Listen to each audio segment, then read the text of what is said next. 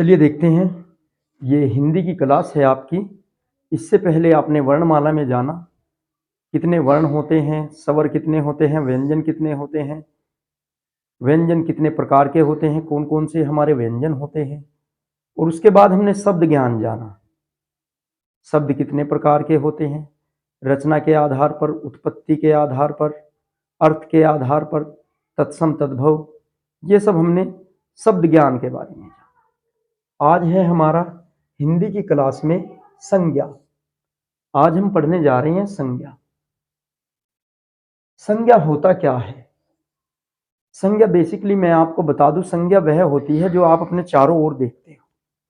कोई भी वह वस्तु जो आपको विजुअल है, आपको दिखाई देती है, महसूस होती है, वही हमारी संज्ञा है। इस संसार की प्रत्येक वस्तु हमारी संज्ञा होती है।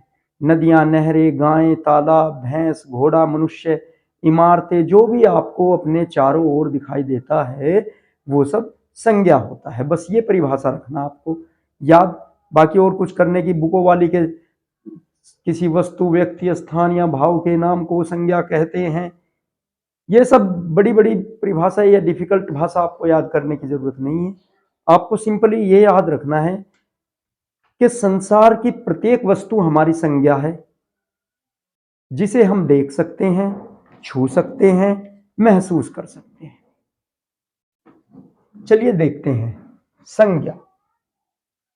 वह प्रत्येक वस्तु जिसे आप देख सकते हो, छू सकते हो, महसूस कर सकते हो, संज्ञा कहलाती है। जैसे पेड़ पौधे, आप पेड़ पौधों को अपने चारों ओर देखते हो।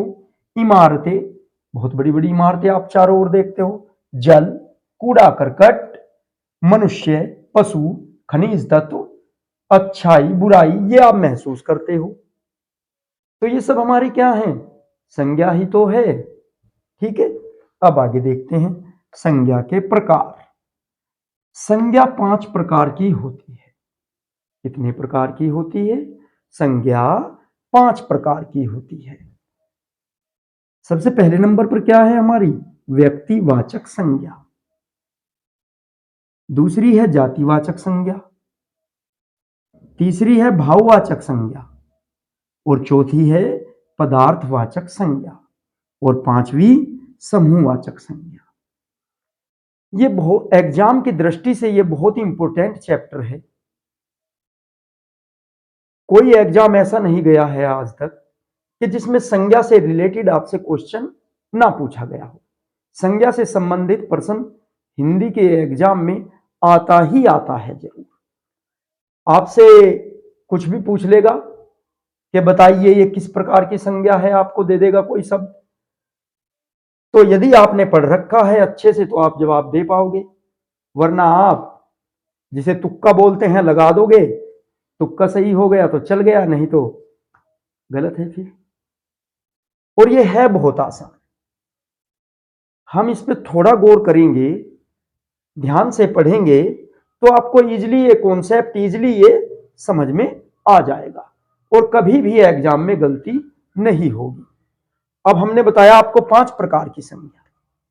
अब प्रत्येक का अध्ययन करेंगे, इसके बारे में जानेंगे, सभी का सीरियल वाइज अध्ययन करेंगे। पहले व्यक्तिवाचक संज्ञा, फिर जातिवाचक संज्ञा, और फिर भाववाचक संज्ञा, पदार्थवाचक संज्ञा और आपकी समूहवाचक संज्ञा। सभी का अध्ययन करेंगे अच्छे से और फिर आपसे कभी भी गलती नहीं होगी। चलिए देखते हैं व्यक्तिवाचक संज्ञा।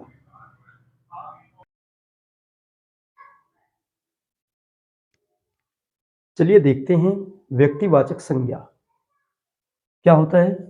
जिस शब्द में किसी एक व्यक्ति वस्तु का बोध होता है उसे व्यक्तिवाचक संज्ञा कहते हैं। जिस शब्द में किसी एक व्यक्ति वस्तु आदि का बोध होता है उसे व्यक्तिवाचक संज्ञा कहते हैं। जैसे राम एक आदर्श पुरुष थे, तो यहां पर इसमें राम का जिक्र हो रहा है, राम के बारे में बात की गई है, तो ये क्या होगा हमारा व्यक्तिवाचक संज्ञा, जिसमें किसी एक व्यक्ति के बारे में। ताजमहल एक सुंदर इमारत है, ये क्या हुई हमारी व्यक्तिवाचक संज्ञा हुई। ताजमहल के बारे में, एक इमारत के बारे में बात हुई। और बहुत सारे एग्जाम्पल है अशोक एक महान राजा थे।